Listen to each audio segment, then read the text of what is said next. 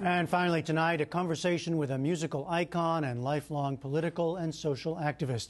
Gwen Ifill has that.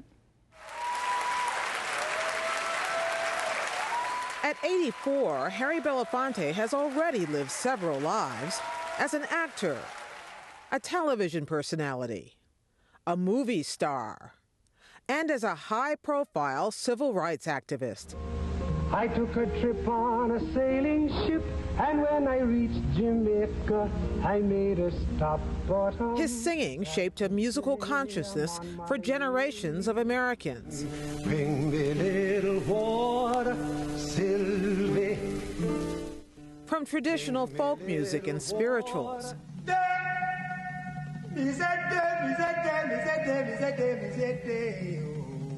to Caribbean calypso and protest songs. And his activism took him to the front lines of the civil rights movement, marching with Dr. Martin Luther King Jr., lobbying for the release of an imprisoned Nelson Mandela,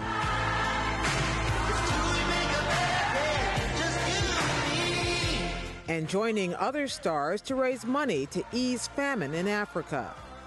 He has now written it all down in My Song. I sat down with him recently at the Smithsonian Museum of Natural History. Harry Belafonte, thank you for talking with us. I'm so tickled to be here. You define yourself as an actor and a singer and an activist. Put those in order for us. I was an activist who became an artist. And my activism really started the day of my birth. Born from immigrant parents in New York City. My mother was overwhelmed by America. She came here with hopes and ambitions that were never fulfilled. And she was bringing children into the world at an age that was much too young. And although she stayed the course and treated us with great dignity and care, it overwhelmed her. And she took us back to the West Indies to have us raised by the village and the family that she grew up in. And in 1939, I came back, and during that time, there was a lot of talk about white supremacy and Hitler and democracy, and America was mobilizing for this great campaign, and the whole world was caught up in it. And then we were listening to people like Paul Robeson and Dr. Du Bois and others speaking about the black relationship to this world struggle. And I was just filled with the stuff in our community. So it was nothing to walk down the street any day and see Robeson or Joe Louis or Dr. Du Bois in Harlem. So our role models were always there. And by the time I came up on the idea of being an artist, I brought with me this mission of activism.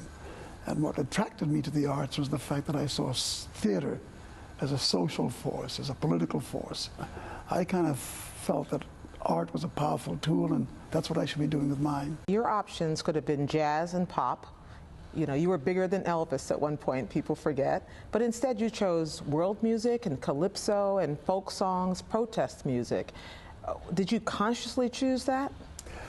I eventually consciously chose it because since I didn't sound like Ella Fitzgerald and didn't have anywhere near her musical impeccability, and listening to her do pop music and do jazz was the quintessential goal for any artist. And I looked at her and I said, you know, I'm really in the wrong end of this business. How did you get to know Martin Luther King Jr., and how did that relationship progress? Dr. King called me, and he said that he'd heard about me and that he heard that I was an artist with a deep sense of social commitment, and that he wanted to talk to me because he was trying to recruit forces to help him on this mission that was overwhelming him. He said, I have this charge, I have this responsibility. I'm not quite sure I know where I'm going or how I'm going to handle it. But I do know one thing. I need to do it in the context of friends and people around me who could help us move this monster along the highway of life. And as we spoke, sitting down in the basement of the Abyssinia Baptist Church in Harlem, I listened to him and I was deeply moved by what he had to say. I knew at the end of our meeting that I would be in his service. Does he have a legacy that survives now in 2011? I believe there's no question about that. And I think that when you go to North Africa and you see what's going on, You'd be amazed how many of the young people talk about Dr. King, talk about nonviolence, what Americans did. And the fact that nonviolence is central to all these current upheavals, including here in the United States, one can say that the legacy did not die.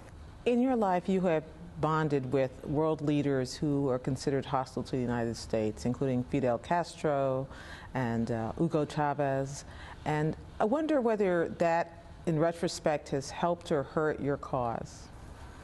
I would rather have done without the flack, but knowing what my mission has been and how I feel, I am not sorry that I have met any of these men, that we've had exchanges and encounters. I don't approve of everything they've ever done, but I think talking to them is the best thing we could do and should do. I think we have a failed foreign policy, and any private citizen who can evoke his rights to go out and talk and try to maintain some equilibrium with peoples who have really done us no harm. Although I've taken a lot of heat for what I've said. I said everything that I did consciously. I expected heat. It kind of gave me a platform to speak about things that nobody wanted to talk about.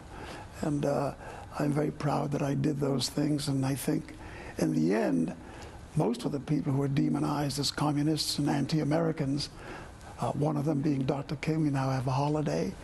When I worked with Nelson Mandela in his earliest years in prison and working with the ANC and the liberation of South Africa, he was considered one of the great terrorists of the world. So my company hasn't been all that bad. I think those who anointed me as being villainous and not a patriot, I think they have to go back and examine history again. The book is my song. I want to end this by reading to you something you wrote at the end of the book. You said, "I was a good singer, but I wasn't the best. And I'd known that from the start. I'd had to rely on my acting. And in the end, I could make a case that I was the greatest actor in the world. I'd convinced everyone I could sing." Was that a trick? Did you just convince us you could sing? No, because the first time I ever started singing for the public was in a play written by John Steinbeck called Of Mice and Men, and they had a character that was the balladeer, and he sang the songs of the period, which was the Dust Bowl and the Great Depression. Here I was singing Lead Belly and Woody Guthrie, but as an actor, not looking to life as a singing in the career. And then when I decided to get back to singing, or to take it on as my goal, I remembered everything that I did as an actor. And every song I've ever approached, I approached from the drama, what was inherent in the lyrics, and how did it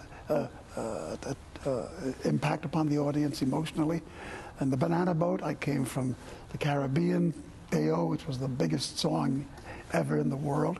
If you don't believe me, just ask any game at the Yankee Stadium and see what the fans have to say. But here was a song about struggle, about black people in a